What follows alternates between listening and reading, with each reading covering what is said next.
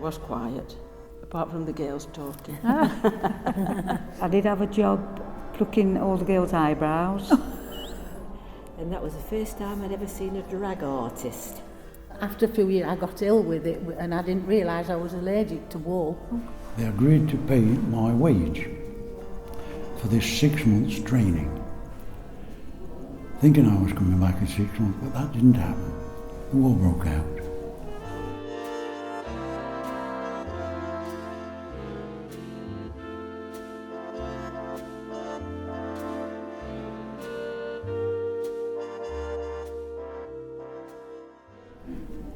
Heanor Morley was a big family business. Morley Flying Wheel was registered and known all over the world. I was involved with the company from the age of 14 until 1939 when I was called into the forces. To start off with, I wouldn't have been here if it hadn't been for Morley's. My granddad came from London with a knitting machine and he came and stayed and he met my grandma at Morley's. She lived locally, and my mother worked at Morley's and she worked there when she was pregnant with me, so I worked at Morley's before I was born. And I didn't start work at Morley's when I left school because I had polio when I was 3 and I was disabled. But when I got married, it was nearer, so I came to Morley's. And I was at Morley's till I got pregnant. And they was absolutely fabulous, they was, to me. But I left school in 1954, Christmas, started Morley's, and I went in the woolen department. We'd only got to go down one street, it's Mount Street. Yeah. You the same? Yeah, because we're sisters and... I didn't realise you were sisters. Oh, we're sisters. Sorry. Oh, yeah, I'm her big sister. And, I was on the north side, which was a different factory, across the road. So we could hear the factory hooter go. There were crowds going down, Oh, weren't yeah, there? yeah. Nearly everybody seemed to work at Morley's. The blower went at 7:30, and anybody who was not there by 7:30 was shut out, and the gates remained shut for a quarter of an hour, and they lost a quarter of an hour's wages for being late. That'll teach them. They were very strict about that. And as children, we used to go up and play up in the fields. We always knew what time it was with Morley's blower. With the pit blowers, we knew the difference between Morley's blower and the pit blower. I had to catch a bus at 7 o'clock in the morning where all the miners was coming to work. You just go into the big building, you went up 2 flights of stairs and it was right at the very top, and start work at 7 o'clock. Did you get paid for that extra half hour? Well, you got paid with what you did. Piecework. All the people who were in the Northside factory, they were very good workers. I worked in the stockings, which was, they called it the Northside factory, and I was a mender. So any little snag or hole or tiny bolt, I mended it, with a little needle, ordinary needle and a little tiny hook. Yeah, and I did that for the whole 7 years I was there. I was an examiner and pairer. So you'd have all these stockings. I used to hold the stockings up to the light, which you examine them for any flaws. If there was something wrong, you'd fold it, put it aside, then it would go to the menders. To me. To be mended. And any good ones, then you would keep doing this, and then you would pair them up, because that was in the days when they'd got heel blocks. Yeah. Could you ever remember those? Yeah. So they'd all got to match up for the heel blocks and the length, and then that was a pair. So then you would fold it and put a cardboard in and slide it into an envelope to be sealed up for a pair of stockings. On the top floor, there was examining, scratching the marvel, and they'd be transferring. There was 3 transfer machines where 3 ladies sat and transferred the nylons, which said Heanor Morley's, blah, blah, blah. We even made them for the Queen, I can remember that. In 1947, when the Queen got married, it was decided that Morley should make her stockings. They were knitted at the Sutton factory. They were examined by the examiners and menders and eventually passed through to me. I was the sample hand at that time. It was my job then to select and pair, fold them specially, then pack them into special bags, and then eventually pack them into special boxes. I was the last to handle the Queen's stockings before she got married. I was a linker, and it's a machine with needles all the way round, and I used to put sleeves in, collars, and as you were going round on your machine, it was cutting the wool off. But after a few years, I got ill with it, and I didn't realise I was allergic to wool. Oh, God. I tried shop work, but it was very poorly paid. And I left and went to Morley's, and I was just about 16. And from earning £1 a week, the first week there, I got £2.50 something, and I thought it was amazing. You'd do your work, and there would be like a form, and you'd fill in what you'd actually done, and then on a Friday you took it and he reckoned it all up and would tell you what your wage would be the following week. And he'd often say to me, "You've never earned that much." I said, "Yes, because I liked my money." And I religiously went to work and did my work. So you were the exception? I was the exception. Jean, who started all this up, she used to say, "You used to earn twice as much as me." I can remember never had any problems with any of our workers. Sometimes some of the girls would have a bit of a skirmish. Two girls that I worked with, although they were the best of friends, they did used to sometimes have a fallout and be quite cruel to one another. And one day the supervisor, which was Bill Woolley, he came round and Joyce had called Eileen a name, and he said, "What did you call Eileen?" She said, "I was just calling her, telling her about a dying dog," but she'd actually called her a lying dog.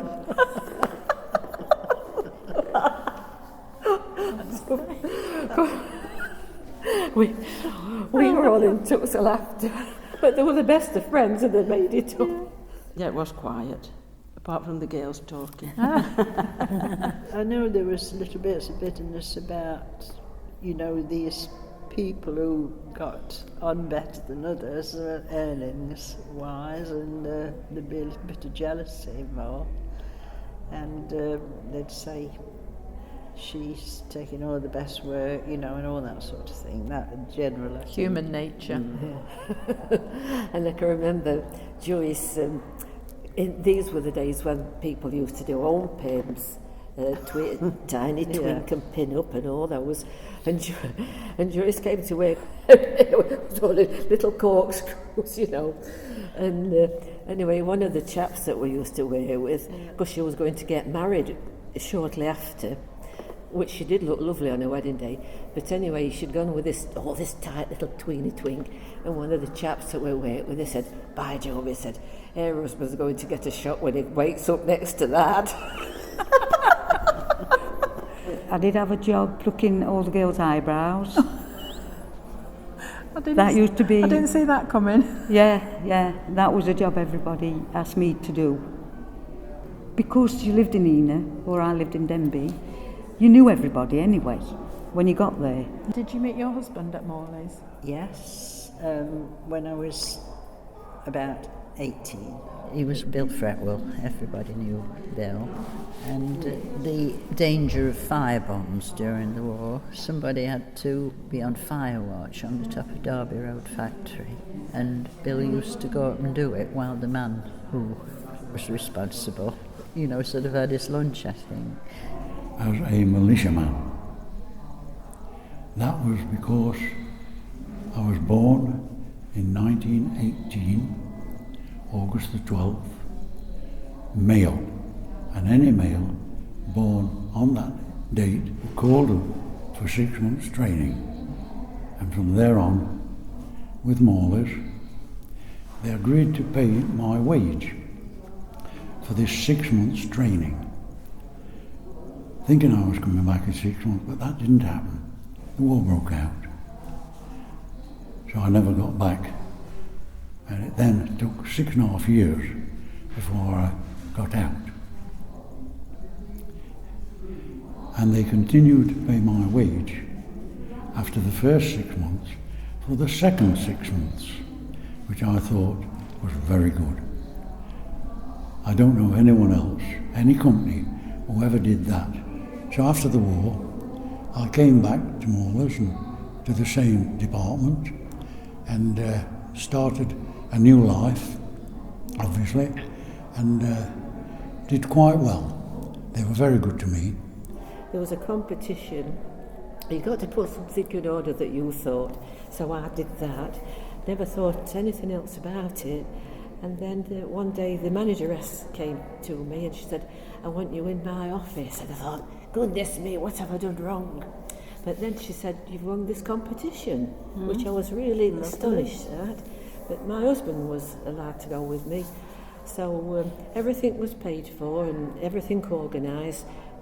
First class train to London, very nice hotel, and then they took us around all the lovely sites in Paris, Napoleon's tomb and the Eiffel Tower, and then in the evening then they took us to see the Bluebell Girls, which was lovely, and then they took us to another nightclub, and that was the first time I'd ever seen a drag artist, and this beautiful woman came on.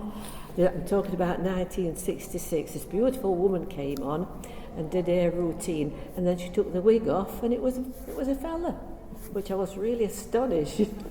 but a lovely trip, and they also sent us on a Trident jet. I think that was about the first jet that came, so that was from London. We thought it was wonderful, the Trident jet. So yeah, happy memories. I left in 1962 to have my first daughter, and it came on the tannoy. People would tell me that Hilary had a daughter last week or yesterday, whatever. Well, that was nice, wasn't it? Yeah. We could have half an hour of music, so we were allowed to go somewhere to take our own records. So from 4:45 till 4:15, they played our records for us, which was, all over the factory. So we thought that was wonderful, half an hour's our music. It's like workers' playtime. There used to be a radio programme called Workers' Playtime, didn't there? They did have a workers' playtime there. Could you remember that, Iris? We did, yeah. Workers' playtime. Once a year we had what you call a fuddle. Yeah. And these are pictures of our Christmas fuddles. You took food in and drink and had a party, and the bosses would probably come in, and which normally you didn't really mix a lot with the bosses, and had this party at Christmas time. I was only 17 at the time. They used to have a Morley's dance. They used to have a dance in the canteen, and that's where I met my husband. Oh, I say. I met him when I was 17. An 18th birthday wasn't special then. No. But he bought me this locket, and I wanted a photograph to put in the locket. So that's me. It wasn't quite the same at Sutton, but they had the parties, but they were quite different at Sutton.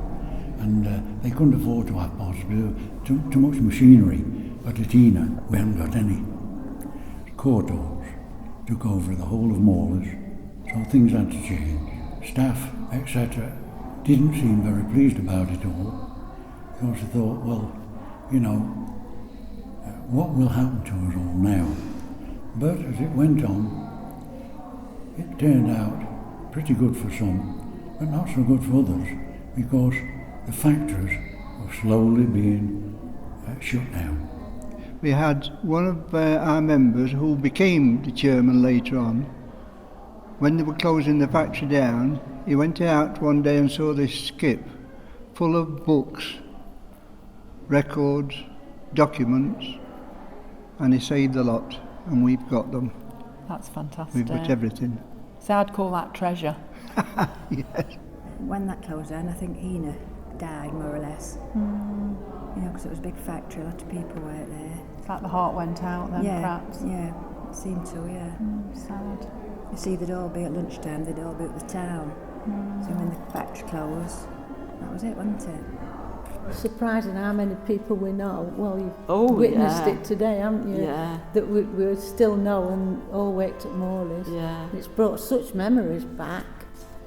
Happy days. Happy days, yes. Wish they could come back again, yeah. I seem to have had behind me a lot of support from Morley's.